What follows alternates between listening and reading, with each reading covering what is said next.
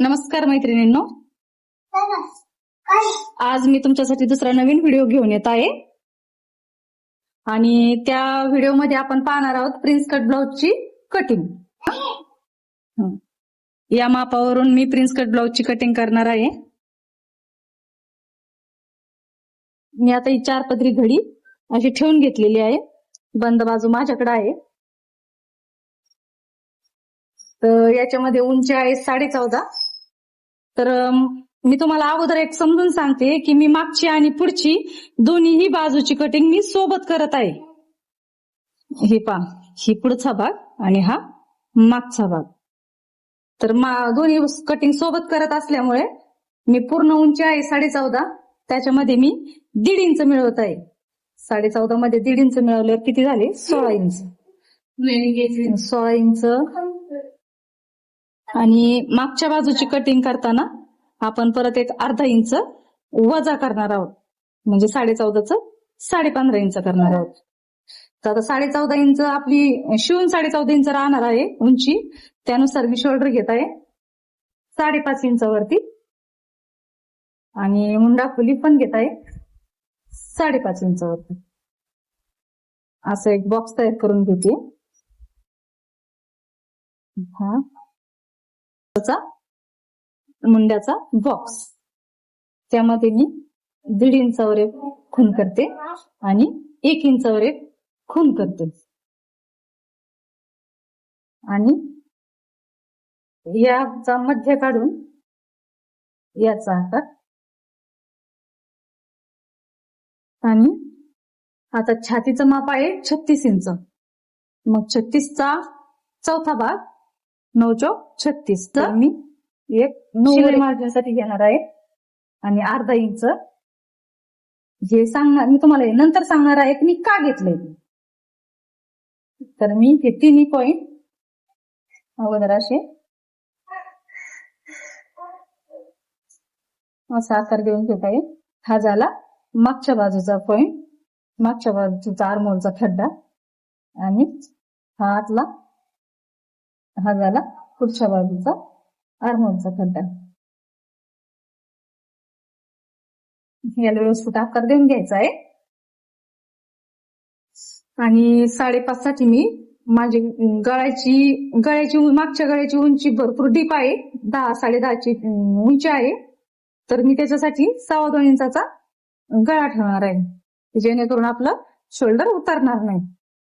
आणि पुढच्या गळ्याची उंची मी ठेवणार आहे 5.25 इंच. आता या ब्रॉड नेक जर तुम्हाला हवा असेल तर तुम्ही त्याप्रमाणे ही रुंदी वाढवू शकता.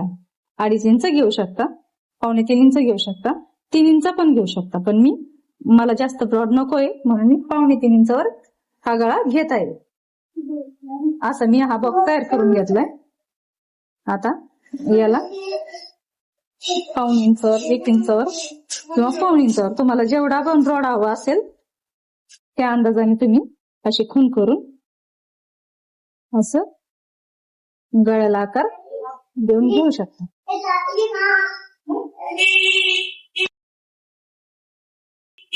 आता हे 9 इंचाचं मी छाती घेतलेली आहे, 2 इंच शिलाई मार्जिन घेतलेलं आहे आणि हे अर्धा इंच लुजिंग घेतलेलं आहे.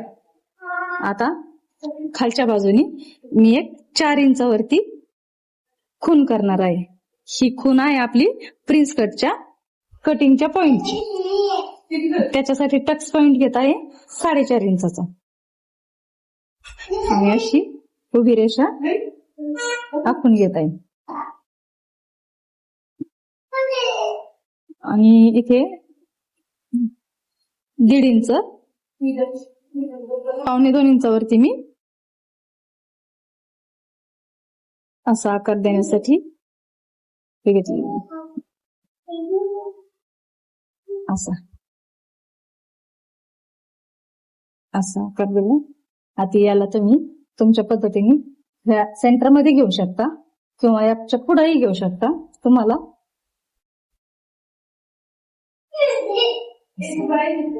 तर मी थोडासा पुढे घेतलाय 1/2 इंच. आता मैत्रिणींनो, हे जे अर्धा इंचाचं मार्जिन मी घेतलं होतं, ज्यावेळेस आपला हे कट होणार आहे त्यावेळेस आपलं इथं कापड एवढं शिलाई मार्जिन मध्ये जाणार आहे. मग आपल्याला कापड कमी पडू नये म्हणून हे अर्धा इंच कापड मी इथलं कापड इथं वाढवत आहे. येतंय लक्षात?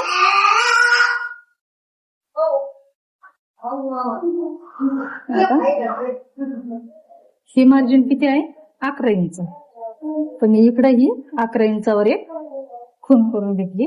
त्याच्यानंतर हे जेवढं माप हे घेतलंय त्याच्या पुढे तेवढं हे माप वाढवायचंय आणि हे ज्यावेळेस आपलं कापड कमी होणार आहे हे कापड आपण काढून टाकणार आहे. आणि हे कापड आपण इकडे वाढवत आहोत.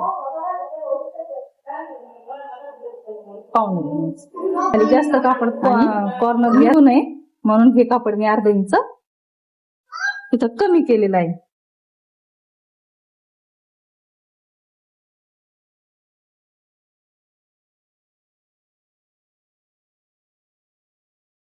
आता मी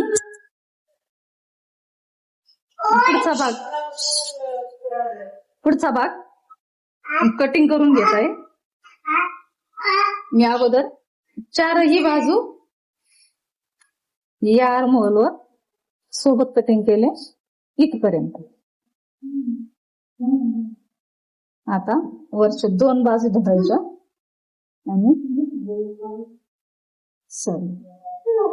ही लाईन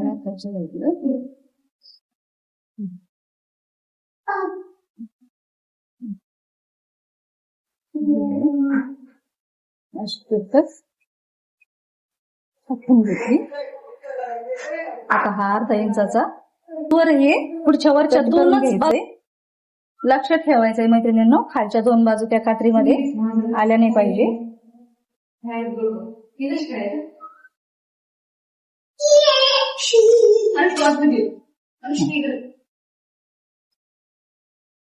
आता मी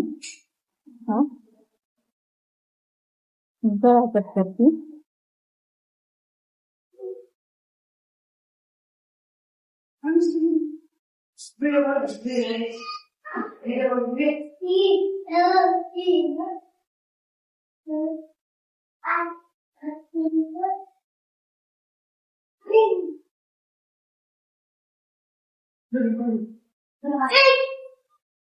हे पाहू शकता मधलं अनयुजेबल कापड मी बाजूला केलं आणि हा माझा असा आकार तयार झाला.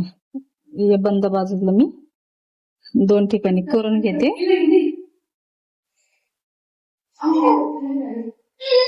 ही झाली माझी पुढची कटिंग तयार. आता हे असं तिरपं कापड कट करून घेते. मी तुम्हाला शिलाई करताना पण परत सांगणार आहे की हे कापड मी का कट केलंय ते.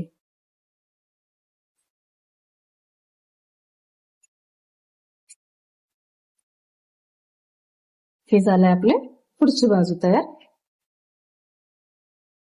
आता मागची बाजू. आपली पूर्ण उंची होती 14.5. त्याच्यामध्ये मी पुढची उंची घेतली होती 16 इंचाची इथपर्यंत. तर मी त्याच्यात तुम्हाला सांगितलं होतं की मी अर्धा इंच कमी करणार. तर मी किती घेतलंय आता 15.5. म्हणजे आपली किती उंची वाढली? 1 इंच. उंचीमध्ये आपण किती मिळवलंय? 1 इंच.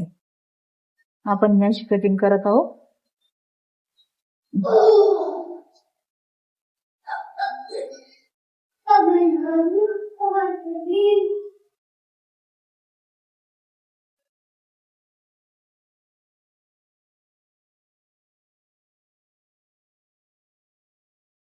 अकरा इंचाचं कंबर घेतले.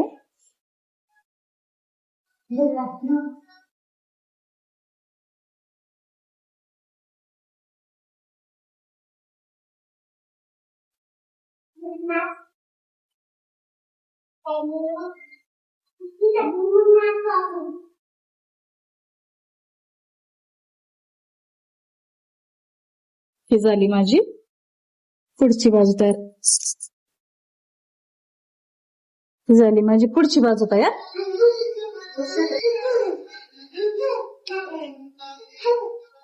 तर मैत्रिणींनो, आता आपण पाहणार आहोत बाईची कटिंग.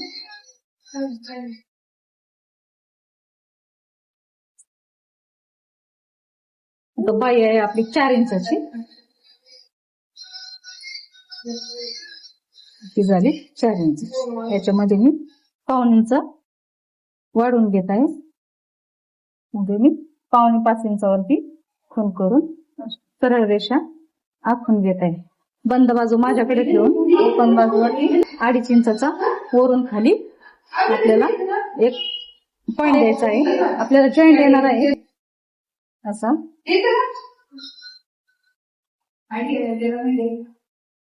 असं जॉईंट येणार आहे. तो जॉईंट मी तुम्हाला स्लीव्ज फिटिंगच्या वेळेस मी तुम्हाला तयार करायच्या वेळेस सांगणार आहे. जॉईंट द्यायचं एकदम सोपी पद्धत आहे. या सेंटरला मी एक नॉच देऊन घेत आहे.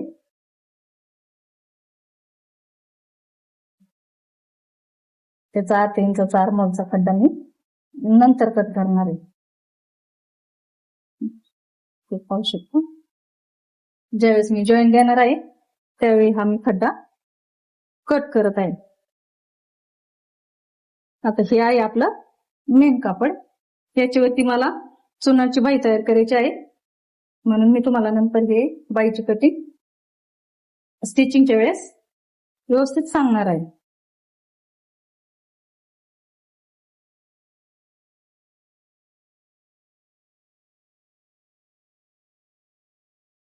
या बाईसाठी भरपूर कापड लागतं, म्हणून मी दोन्ही बाजूचं कापड बाईसाठी काढून घेतलंय.